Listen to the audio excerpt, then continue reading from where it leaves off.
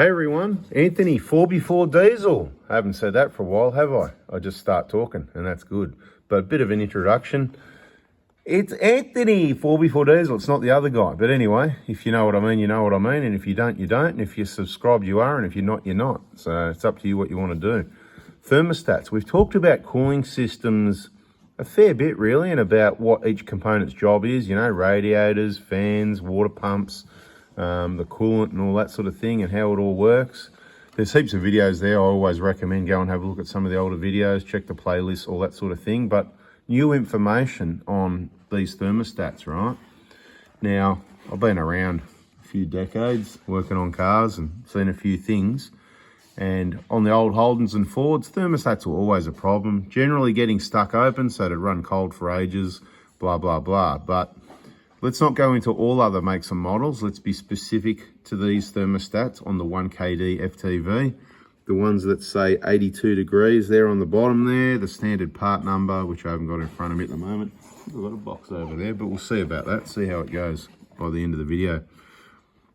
But new information, because I've always said these are really good and you don't need to replace them, and they're difficult to get to. So I want to give you the update so you can make an informed decision on whether you should replace yours and at what point. So just to keep it simple, thermostat is what controls the flow of coolant.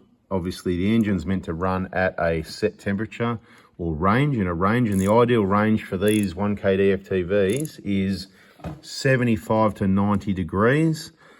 Thermostat's 82 right in the middle there. Obviously it's not going to run colder than that, so I don't know why they say the normal range is 75 to 90. I guess don't drive it hard till it's at least 75, but I'd recommend just because your coolant's above that doesn't mean the rest of your engine materials are either. So always take it easy, drive it nice, drive it like you're running it in at least till it fully warms up, 20 minutes, half an hour, till all your materials are warmed up to operating temp. Point is, this is what controls the coolant temperature range so it can warm up and so that it doesn't overheat really. So it's got a couple of jobs there. This center part here opens and closes, so the big hole in the middle is open when things are above 82 degrees. That starts opening up and allows the coolant to flow. So until then it doesn't flow, but there's a little bypass. You know, you got some heater pipes and other things going on. We'll just keep it simple and call it heater pipes. And there's this little jiggler that if you put your thermostat in, that's got to be at the top, so keep that in mind. You can get these thermostats from your local Toyota dealer in Australia anyway for about, I don't know, 30 bucks, and the seal's probably another 10, so 30 or 40 bucks. I am going to stock these up and make them an optional extra for the BFE kit. It's going to add 44 bucks to the kit. I'm not saying everybody needs a thermostat. It's going to add a bit of work to the job. So obviously the BFE job's going to become a little bit dearer, and I'm going to give you a couple of reasons why. One of the first ones is on my vehicle, and this isn't my vehicle. It did rust and corrode a little bit, similar to what this one is, and it started to leak. It was around 300,000 Ks. There's all coolant stains down here and around this plug and all this sort of thing. And it was a lot of work to just get in there and just change the thermostat seal, which is what I did. What I should have done is put a thermostat in it as well. And the reason I didn't, because I see these so reliable. I've worked on thousands of 1KDs. I've had scan tools plugged in. I look at the coolant temp. I'm always looking at the data, and I can tell you they all idle on 83 degrees. Now, I'll say all.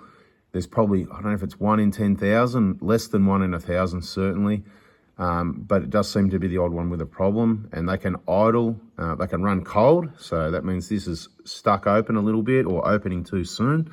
And the other thing that can happen is, this is the newest information. I have actually had one that I believe was, mate, watch it, man. I'm trying to watch it with your tools there. I'm trying to make a video here. It just got whacked in the camera.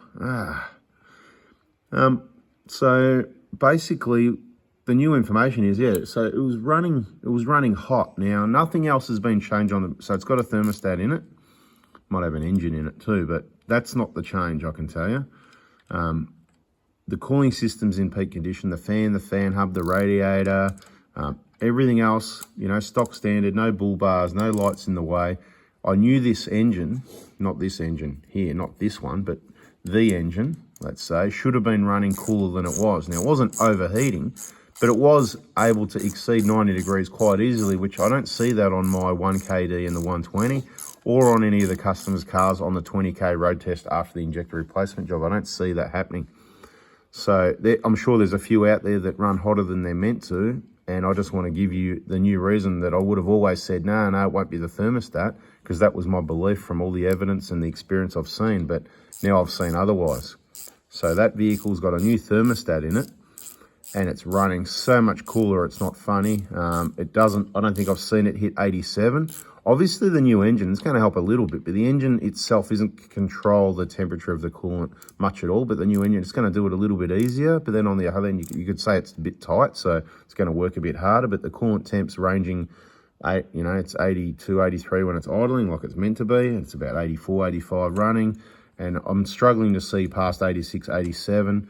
So, and nothing else on the cooling system's changed other than this. So that tells me this thermostat, although once you started driving, it's starting to open up and let some coolant go through, it wasn't able to open all the way and allow enough flow. I'd come to some hills, not towing or light towing, even on cooler days, moderate temperatures, and I'd see that temperature go 88, 89 really easily, and I'd see 90. And, if you went up a really big hill and you had, light towing, I could actually see 92, 93. I reckon that's the highest I saw. But if I kept driving it, I reckon I would have seen 95, 96, and it could have gone on from there if I kept into it, up big hills, that sort of thing. So all blamed by, I believe, the thermostat. So something to consider. So what you want to do is be watching the videos. You want to understand the idle temp.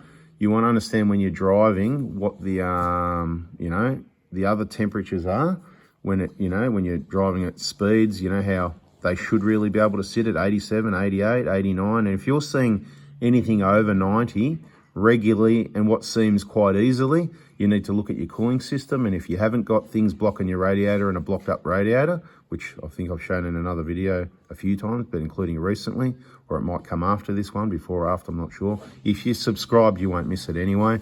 If you've got a blocked radiator and the air's not flowing, it's going to be a big contributor. But if everything's Mickey Mouse clean and you haven't got things blocking the flow and you're kind of scratching your head going, why does this thing get to 93, 94 so easily?